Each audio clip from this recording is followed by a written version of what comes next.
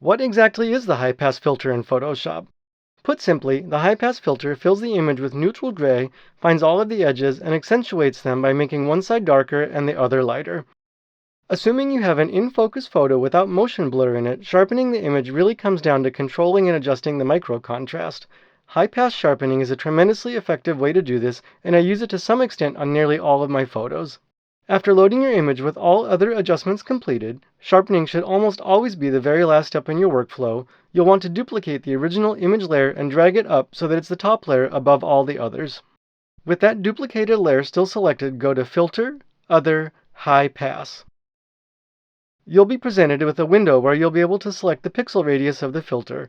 I'm going to increase the radius way too much to show that if you take it too far, haloing will occur around all of the edges that the high-pass filter has identified. We don't want that at all, so let's back down the pixel radius until the haloing goes entirely away. The range that you use will vary from image to image, but I generally find something in the 1 to 2 pixel range gives the best results for most of my photos. You'll need to experiment to find what works best for your style. Hit OK and head back into your layers panel. You can't see anything yet. We'll be working with the contrast blending modes. Usually I prefer to use overlay or soft light, but do experiment with all of the contrast blending options here, as they all treat the image differently in subtle and not so subtle ways. I'm going to zoom in to 200% so you can see more clearly the change when the high-pass sharpening is applied or removed from the image. At this point, your imagination is the limit. You could apply a mask to this layer to remove the sharpening from some areas of the image with the brush tool, or maybe adjust the opacity.